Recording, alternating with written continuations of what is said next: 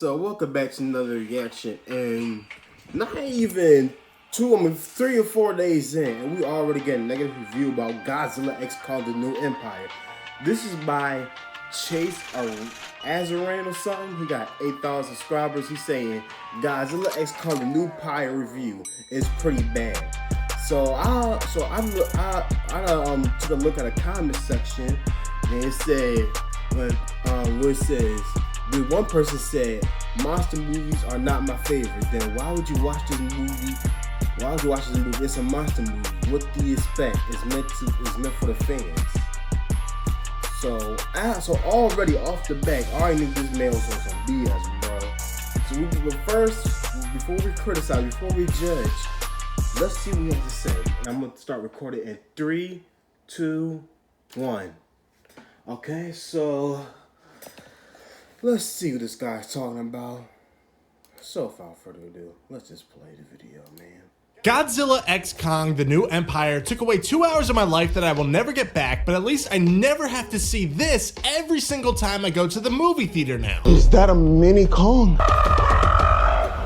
Now, I understand that I am not the ideal demographic for this kind of thing because monster movies have never really been a favorite genre for me. If you want to see somebody that has a completely different perspective on these movies, you can check out my friend Ash's channel where he breaks down why I'm wrong and the MonsterVerse is awesome. So I'll leave a link to that in the description for you to check out later. But for me, sitting in that theater felt like being the 30-year-old that goes to the college bar. It's just not a good fit. But also, King Kong riding Godzilla into battle should at least be a 3-star movie on my Letterboxd profile. And yeah, that's a plug to follow me. But I took my average rating from each of these MonsterVerse entries so far, and that score is a 2 out of 5 overall. So I guess I like these a little. Wait, hold up.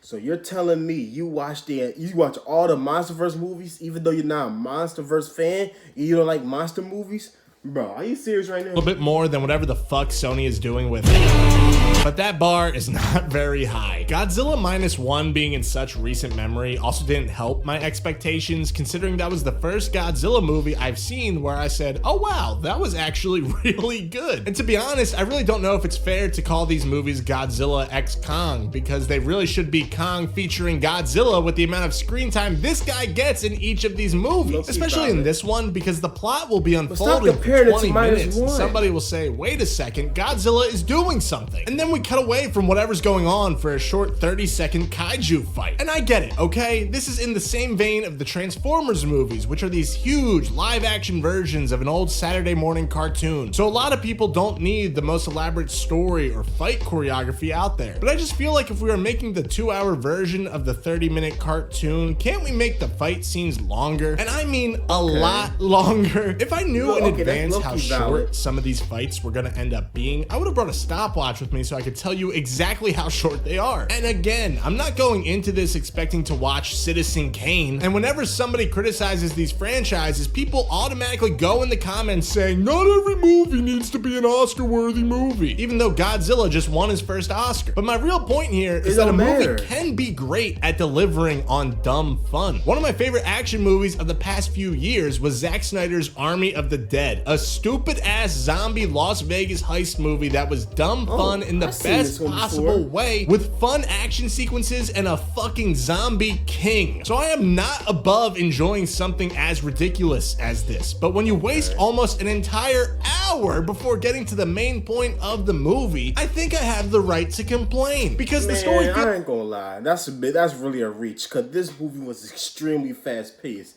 There's like certain parts in the movie I like, bro, what in the hell am I watching? But it do wind up getting a little better. You know what I'm saying?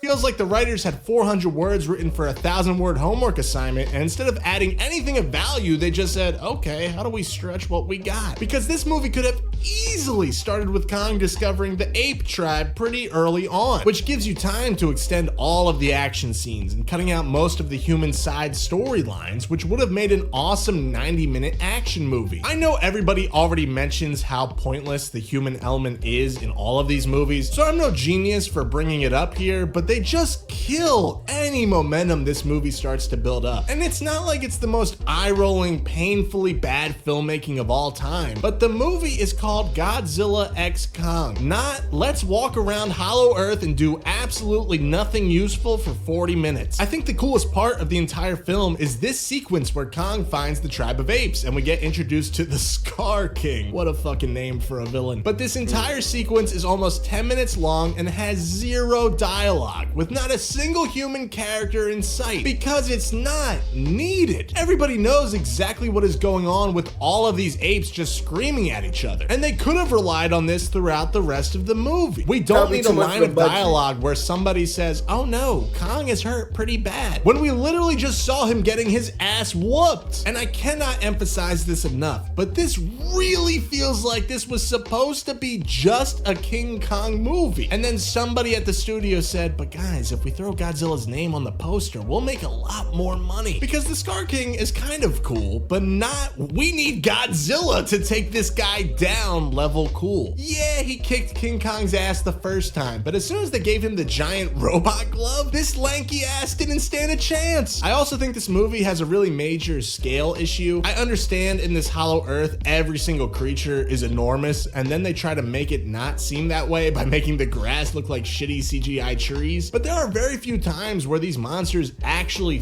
feel their size. I've seen Dune 2 3 times now, which I think gives the exact opposite feeling by making everything in that movie feel huge. But in here, when everything feels huge, your main monsters feel a lot smaller in comparison. That changes a little bit during the final action sequence, but so much of the build-up to that fight never felt all that epic to me. And I think that is partly at the fault of the CGI, which isn't the worst out there, but it's not great. And it's insane how the Peter Jackson King Kong movie from almost 20 years ago looks better than this version. And I know that's because so much of this special effects budget goes to creating all of these other creatures and environments, but it still blows my mind. Apparently they are already planning to make another one of these, and I don't really know what they can do at this point besides a crossover with Fast and Furious. And I am not fully out on the idea of me really digging one of these movies. Not every monster movie has to be as serious as Godzilla -1 for me to praise it, but I do think fans deserve the best version of what these movies can be. I'm not saying it has to win Best Picture at the Oscars, because not every movie is supposed to deliver on that. All I'm saying is that if I'm ordering something from McDonald's, I'd rather get the Big Mac instead of the $1 cheeseburger. I did think it was a pretty bold choice though, to have King Kong give a monologue at the end explaining why he stands with Palestine. Thank you guys so much for watching. I appreciate you as always. This is all on my social media right here, so whatever you want to follow me on, be sure to check it out. If you liked the video, man, listen, it just feel like he just did a whole lot of yapping, bro.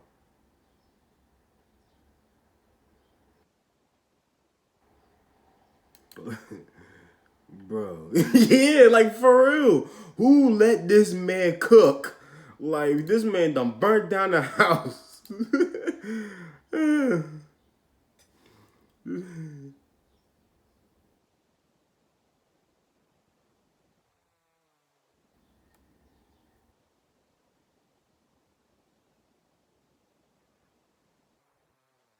Where I wish YouTube didn't get rid of the dislike button.